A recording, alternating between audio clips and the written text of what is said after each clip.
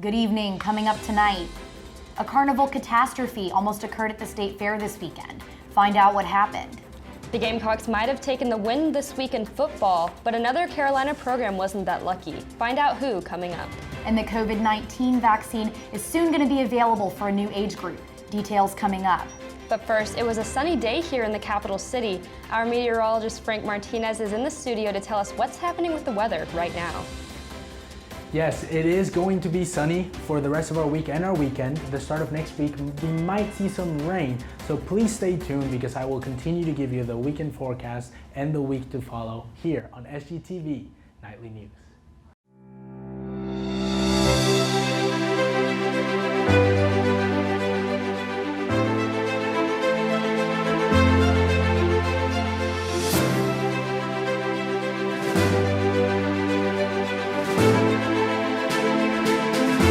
Live from the Kennedy Greenhouse studio, this is SGTV Nightly News. Good evening, Carolina. I'm Callista Yost. And I'm Caitlin Ashball. Thanks for joining us tonight. South Carolina State Fairgoers experienced a scare last weekend after the Wheel of Destiny Circus Act malfunctioned. Attendees watched on Saturday as the suspended air act came toppling down after a cable broke and sent the mechanism flying shockingly close to the audience. The performer involved in the incident was able to jump off the mechanism and out of the way.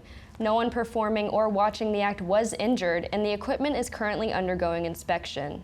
A small plane crashed on the runway at Hamilton-Owens Airport earlier today. Columbia PD responded to an emergency call about the crash at 11:30 this morning. The pilot was the only passenger on board, and he was taken to the hospital. The crash occurred away from homes in the Rosewood area where the airport is located, and there was no fire or fuel spillage reported as a result of the crash.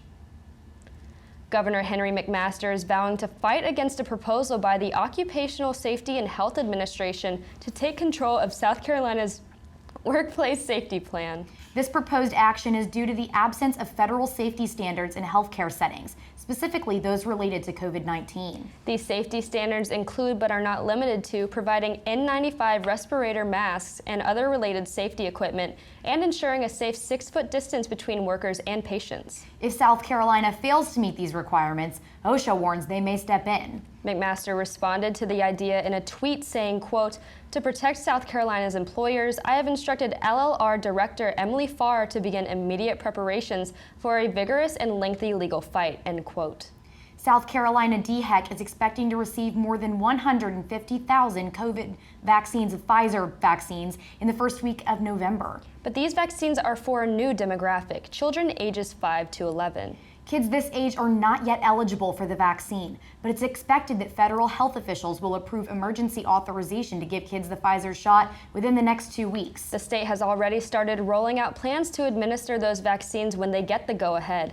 DHEC has authorized more than 250 healthcare providers to vaccinate kids of this age group. And Callista, I think this is a great opportunity because children will be able to decide if they want to get the vaccine or not. But I wonder what the difference is. Well, the difference between these vaccines, it's essentially the same things going into your arm, but for kids, the dose is about 1/3 of what they'll give to adults. But coming up, the latest in sports news with our very own Will Kronsberg. So stay close.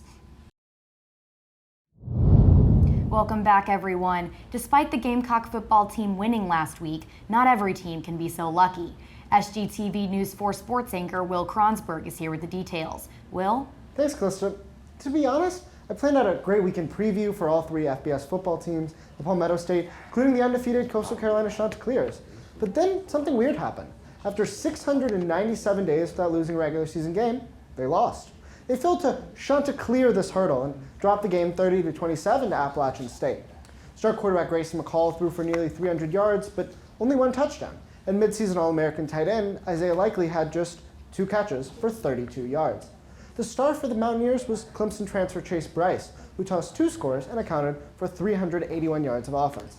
As for Bryce's former orange and purple squad, they head up to Pittsburgh on Saturday for a 3:30 kick against the Panthers on ESPN, while Zeb Nolan and the Gamecocks are in College Station to face Texas A&M at 7:30 on the SEC Network. Heading back to Columbia, the Gamecock volleyball team suffered another tough loss last night at home. The Gamecocks quickly jumped out to a 2-set lead over the LSU Tigers behind timely kills from Kyla Manning and Riley Whitesides. But the Gamecocks were unable to find consistent offense to close out the match and dropped the final 3 sets to the opportunistic Tiger squad. The Gamecocks have now lost 4 straight SEC contests, falling to 3-5 in conference and 11-7 overall after jumping out to a 9-2 record by this time last month. Now is no time to panic for Coach Tom Mendoza and the team, however. They have 10 contests remaining this season, including a pair against Alabama this Saturday at 3 and Sunday at noon at the Carolina Volleyball Center. That's all for Carolina Sports this week. Back to you guys. Thanks, Will. Coming up, updates on how to get your weekly pumpkin fix and get in the spooky season spirit. Don't go anywhere. Welcome back, everyone. I'm Frank Martinez. And I'm Tata Miller here with tonight's news in local entertainment. If you're craving a good laugh tonight, head on down to the Drayton Hall Theater for one of our first live theater performances since COVID-19. And watch our very own Department of Theater and Dance perform Rumors, a madcap farce comedy written by legendary playwright Neil Simon. The show follows an anniversary party where the host is mysteriously found dead with his wife missing. The chuckles start when the characters decide the best course of action is to lie and fabricate an elaborate story to incoming party guests. Tickets are $15 for students and $22 for the general public, so make sure to pick up a ticket for tonight's show. The shows will continue tomorrow and Friday with both productions starting at 8. And I am so excited about this show. I'm a big theater fan, and I think it's gonna be really good. I know, and like first time since COVID-19 and the whole pandemic, it's gonna be beautiful. I'm gonna make sure to go and have a good time as well. So that is lovely. Spooky season is among us, and with that comes pumpkin everything.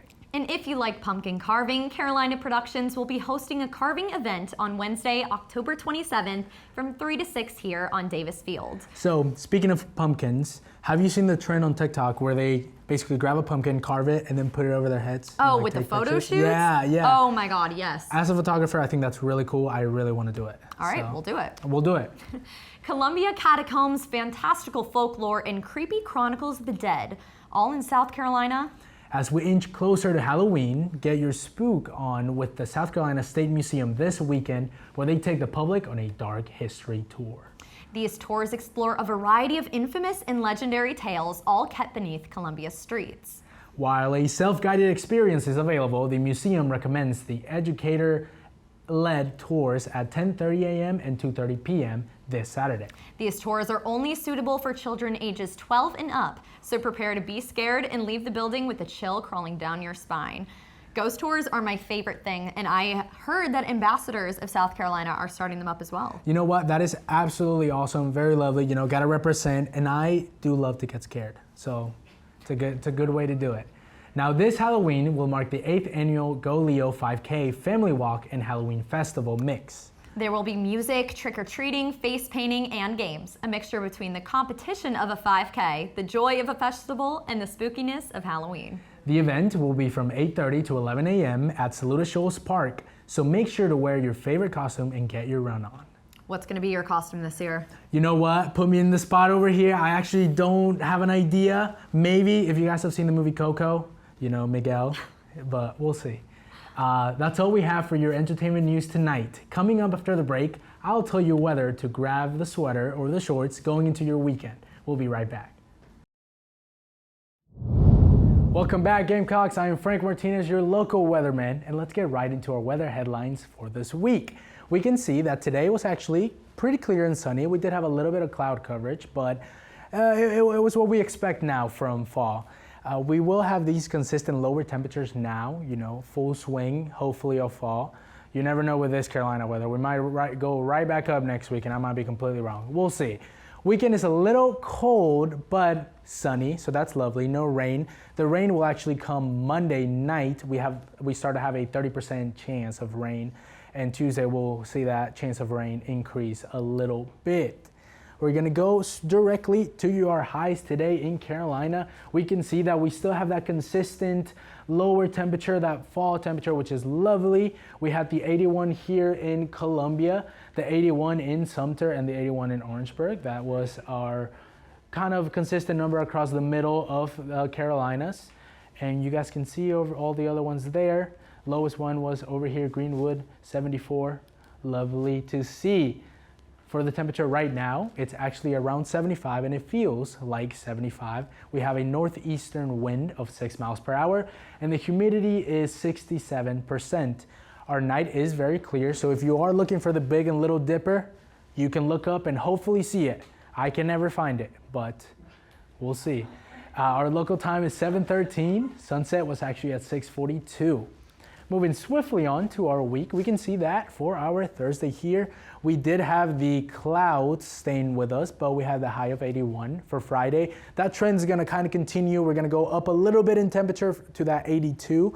Our low is going to be 60. Sunny though. Saturday, we're going to see our biggest drop for our weekend. It's going to be a high of 77 and a low of 52. And as we move on to the later part of our weekend, we can see we're going to go right back up to that 82, low of 50, sunny Sunday. For Monday, we're going to keep going up a little bit, 83. This is when our chances of rain will start to appear at night. Okay, throughout the day we should be okay, but if you are going out at night for anything last minute, make sure you bring an umbrella. Tuesdays, when we will have those chances of rain severely increase, we will maintain a pretty warm temperature of 80, but a low of 60. Again, that's been it for me. I am Frank Martinez, your local weatherman, and please always remember to trust your weatherman. Please stay tuned because when we come back, we're going to have another edition of Carolina Canines. And finally tonight's Carolina Canine is Midge. The pictures were sent in to us by USC student Amelia Shook. Midge is a cute and crazy corgi who loves to lay on her tiny bed, welcome her new friends into her home, and admire a drawing of herself on the refrigerator. Amelia and her roommate refer to this drawing as Midge on the fridge. Oh my goodness. Perfect rhyming, so cute. So and Midge cute. is adorable. Yes, he is adorable, and also corgis are my favorite dog, so I'm fangirling over Midge just a little bit. Definitely. That's all we have for tonight's edition of SGTV Nightly News. Be sure to follow us on Instagram, Twitter, and Facebook at SGTV USC. To keep up with all of our content, be sure to also visit us online at sgtvonline.com. And one more thing, be sure to subscribe to our brand new news brief, SGTV Recap, in time to receive next week's edition. We will be sending you a recap of all the week's news from SGTV every Monday morning. For SGTV Nightly News, I'm Callista Yost. And I'm Caitlin Ashbaugh. From all of us here at SGTV, have a great night, Carolina. Forever to thee.